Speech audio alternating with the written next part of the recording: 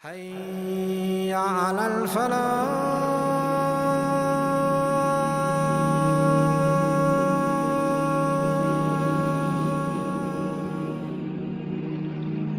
Allah says in Surah At-Talaq, and He, Allah, will provide him from sources he never could imagine.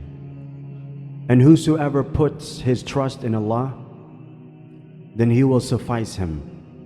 Verily, Allah will accomplish His purpose. Indeed, Allah has set a measure for all things. When we are faced with a difficult situation, and when things seem completely out of control, we are reminded that nothing is outside of Allah's control, especially when there seems to be no way out of a particular situation, when in fact we can't even conceive of a solution. This is when Allah gives us even greater help. In fact, help that comes outside the realms of human capability and understanding.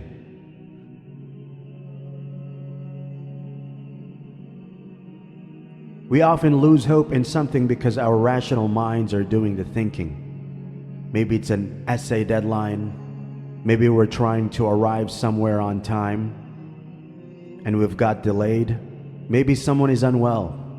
Maybe a community is being oppressed. Or maybe we can't get a job. But here Allah is telling us that His help goes beyond human imagination. If we only ask Allah based on what we think is possible, then we will miss out on the otherworldly, miraculous nature of Allah's help. Musa alayhi salam understood this when he was trapped between the Red Sea and the army of Fir'aun. Maryam alayhi salam understood this as she bravely returned to her people with the baby Jesus alayhi salam in her arms. And so too did Zakaria alayhi salam when he prayed for a child. Though he and his wife were in their old age, they were not just pious people, they were smart and open-minded too. The more someone's mind is open to the power of Allah, the higher they will aim and the more they will achieve in this life and the next. If you look at the second sentence in the verse, and whosoever puts his trust in Allah, then He will suffice him. Allah tells us about another reward that comes with trusting Him, and that is the reward of contentment and peace. This is the meaning of, and Allah is sufficient for him. When something is sufficient, it means you're satisfied. You need nothing else and seek nothing else. It means you are at ease with whatever Allah has willed for you, and recognize there is good even in things that seem to be negative. It also means you don't depend on other people. This demonstrates that complete tawakkul is also the thing that gives a human being emancipation and dignity. Dignity is when you are not humiliated by base desires and subjugation. Tawakkul means, therefore, that we are freeing ourselves of the need for the help or approval of the creation. The last two sentences, where Allah tells us He will accomplish His purpose and has a measure for all things, is a reminder that our provision is already written. All our provisions were already written for us 50,000 years before we were born. Our successes and so-called failures in this dunya are decreed. But the real success is in fact being able to pass the test, either by showing gratitude for the successes or showing sabr and contentment when the failures occur. There may be something we're trying to accomplish, but ultimately it can never succeed if Allah did not will it. Allah has a purpose that supersedes all our plans. So when we have tried with something and it still doesn't work, then we must realize that Allah is in control, not us. And rather than feeling disappointed by that, we should try to understand that everything Allah decrees for us has wisdom in it. Whatever you're facing in life, it is in fact the fulfillment of a plan, the accomplishment of a purpose, specially designed and tailored for each and every individual. In Surah Al-Baqarah, Allah says, "And it may be that you dislike a thing while it is good for you. And it may be that you love a thing while it is evil for you. And Allah knows while you know not."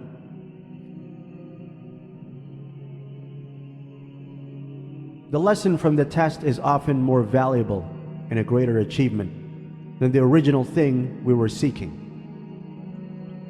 The meaning of this verse should also act as a reassurance that when others are working against those who do good, against the deen, and against the truth, then they ultimately will fail, even if we cannot perceive this. For Allah has only given them respite for a short time before He destroys their plans. This was often the case with evil communities in the past. Allah gave them some short-term, superficial successes, which made them feel arrogant for a while. But in the end, their plans and their plots failed.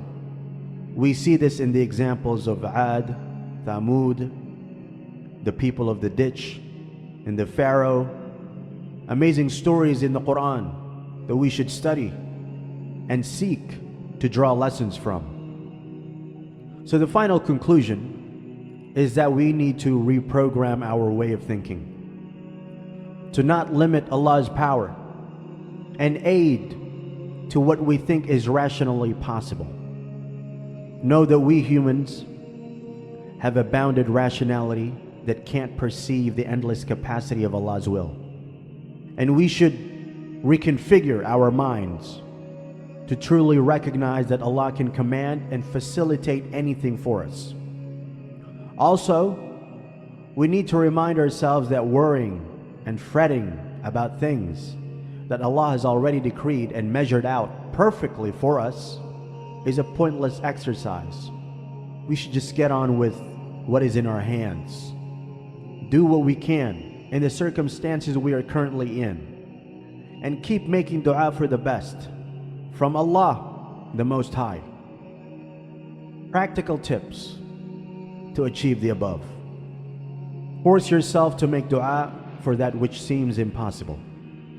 Keep trying with whatever practical means you're available, even if, no, especially if, you think the doors have already closed. Example, when rushing to catch a plane and the check-in desk has already closed. True story. That job application, no matter how fierce the competition might seem, when a deadline is looming and you need to ask for an extension, but doubt it will be given. Such are times when your trust in Allah is pushed to the very limit. Will you still persevere? Listen to Quran, and especially familiarize yourself with its stories of the prophets and the Salihin, the righteous, peace be upon them. Their actions and deep conviction will help to challenge our skepticism and will broaden our minds to appreciate the power of Allah. Be around those people who will give you hope and encouragement, those who help you to avoid regret, who give constructive advice, and who big up the positive sides of things. Look out for and memorize special verses in the Quran, supplications from the Sunnah. That will increase our tawakkul. And finally, what we can do when things are still going badly, when our trust and efforts don't seem to be leading to be the outcome we hoped for. In that case, pause, reflect, and purposefully ask ourselves, what is Allah teaching me through this? What negative habit, quality, is He wanting me to let go of? What material things do I still need to detach myself from? What positive outcomes are there that I'm overlooking? Are the consequences of this negative situation really that awful that I should be getting this wound up about it? Could it be that this negative outcome is just one small, short-term phase on the way of an overall victory in the long term? When Allah tests us, He's simply teaching us. He will keep giving us those mock exams before the big exam until we learn. And if you do learn and you get what the lesson is all about, then congratulations. That's a very precious blessing and is possibly the real success you're after.